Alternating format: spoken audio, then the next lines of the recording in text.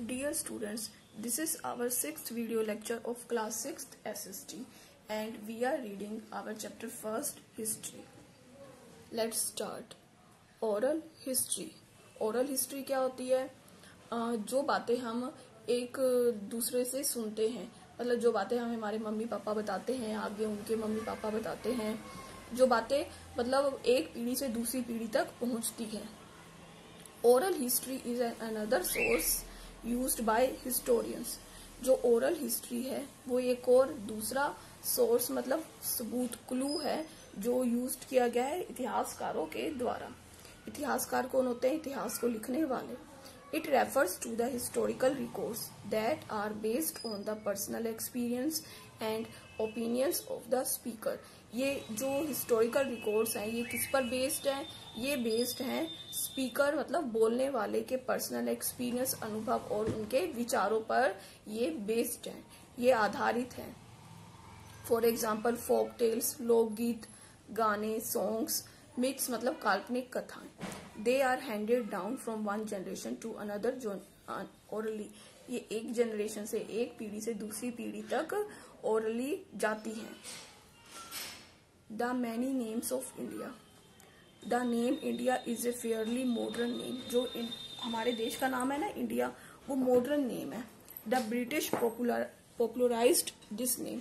ये नेम किसने रखा था? ब्रिटिशर्स ने. In ancient India, पुराने समय में The Indian subcontinent was called भारतवर्षा और the land of the descendants of Bharat. पुराने समय में जो इंडियन सबकॉन्टिनेंट्स कौन से हैं? इंडिया और उसकी नेबरिंग कंट्रीज, जो उसके पड़ोसी देश हैं. पड़ोसी देश कौन से हैं इंडिया के? जैसे बांग्लादेश, पाकिस्तान, श्रीलंका, नेपाल, भूटान. तो इनको क्या कहते हैं? इन सबको मिला के कहते हैं इंडियन सबकॉन्टिनेंट. ये किस नाम से जाने जाते थे? भारतवर्षा और the land of the descendants of Bharat, और भारत के पूर्वजों, डिसेंडेंट्स मीन्स पूर्वजों की धरती. It was also called Jambu Dvipa और the land of the rose apple tree. और इसको और क्या कहा जाता था? इसको कहा जाता था जम्बू द्वीपा और द लैंड ऑफ, धरती किसकी? रोज एप्पल ट्रीज की. अर्ली मेडिवल ट्रेवलर्स, जो शुरू के मध्यकालीन यात्री थे ना, began to call this country Hind. वो इसको देश को क्या कहते थे? हिंद कहते थे. And its inhabitants Hindu. Inhabitants मतलब वहां रहने वाले लोगों को कहते थे Hindu. They were derivatives of the word Sindhu and Sindh.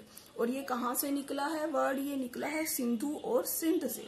The ancient names of the river Indus and the area it flowed through.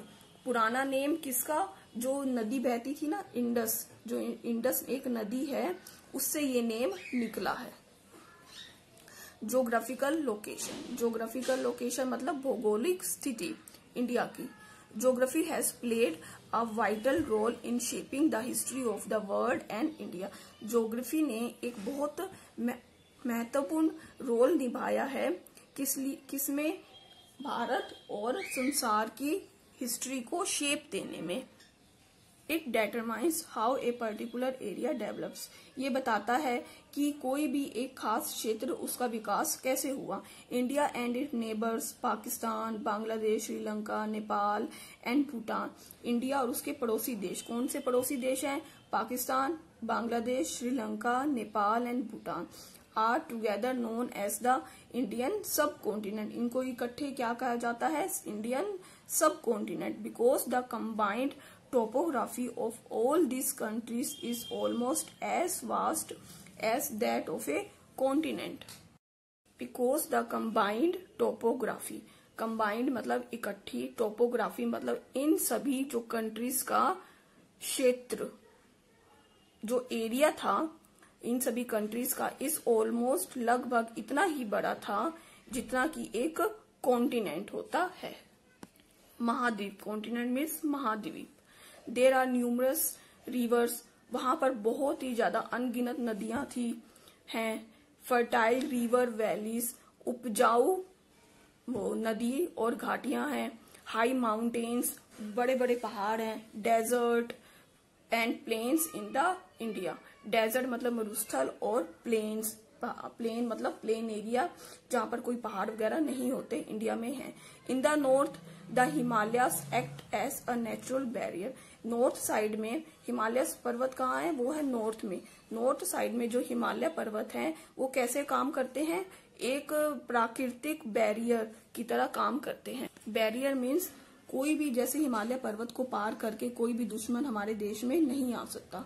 And the rest of the country is surrounded by, और बाकी जो बची हुई कंट्री है वो किससे घिरी हुई थी, वो किससे घिरी हुई है, by the water on 3 sides. 3 side पर पानी से घिरी हुई है हमारा देश। नॉर्थ साइड पर हिमालय पर्वत है और बाकी 3 साइड पर पानी से घिरा हुआ हमारा देश है। The passes in the mountains act as routes. जो हिमालय पर्वत में जो पासिस, जो जगहें हैं वो कैसे काम करती है, एक्ट एज ए रूट्स, रास्तों की तरह। Allowing people to undertake journey, और वो पीपल, लोगों को यात्रा करने, पीपल उस जगहों से यात्रा करते हैं किस लिए, फॉर ट्रेड, व्यापार के लिए, बैटल, युद्ध के लिए, और ट्रेवल, यात्रा, एक स्थान से दूसरे स्थान पर जाने के लिए ये रास्ते काम आते हैं। People moved from the northern part of the country to the south and vice versa. People, जो लोग हैं, कहाँ गए, नॉर्दर्न पार्ट से, हमारे देश के कंट्री के नॉर्दर्न पार्ट से साउथ की तरफ गए, एंड वाइस वर्सा, इसी तरह इधर उधर गए। Crossing the Vindhya mountains, Vindhya mountain एक माउंटेन का नेम है, उसको पार किया। And the Deccan plateau, Deccan एक पठार है उसका नाम है, उसको पार किया। Many nations have used sea routes along the coast of India for trade as well as for social and cultural interaction. बहुत सारे देशों ने समुद्री रास्ता मतलब उन्होंने चूज किया फॉर ट्रेड, किस लिए, व्यापार के लिए, और उसके साथ साथ for social and cultural interaction, सामाजिक और सांस्कृतिक इंटरेक्शन, आदान प्रदान के लिए। इन द एंशियंट टाइम्स, पुराने समय में, people choose to live near rivers. पुराने समय में ना लोग नदियों के पास रहना ज्यादा पसंद करते थे। Such as the Indus, Ganga, Narmada. कौन सी नदियों के पास, जैसे कि इंडस एक नदी है, गंगा और Narmada. This was because the river provided water for peoples need, क्योंकि नदी के पास रहने से उनको क्या फायदा होता था, एक तो उनको पानी मिल जाता था उनकी जरूरतों के लिए, and the land near it was fertile for irrigation, और जो लैंड होता है वो नदी के पास होती है वो क्या होती है, उपजाऊ होती है सिंचाई के लिए। And it also served as a means of transport, और ये क्या काम करती है, ये ट्रांसपोर्ट का भी काम करती है, एक स्थान से दूसरे स्थान पे सामान ले जाने के लिए। As you progress in your study, जैसे ही तुम आगे पढ़ोगे, अगले चैप्टर्स पढ़ोगे, अपनी स्टडी में आगे बढ़ोगे, you will understand how the geography of India, आप समझोगे कि जो इंडिया की ज्योग्राफी है ना वो कैसे काम करती है। Brought about some of the most significant events in our history, ये हमारी हिस्ट्री में बहुत महत्वपूर्ण है। और इसी से हमने अपना ये पहला चैप्टर फिनिश कर लिया है। हमारा पहला चैप्टर कौन सा था, history, how, where and when. इसमें हमने हिस्ट्री के बारे में बहुत कुछ सीखा और समझा, और हमारा फर्स्ट चैप्टर खत्म हो चुका है। बच्चों, what is your homework for home, you have to read this chapter again and again. Thank you.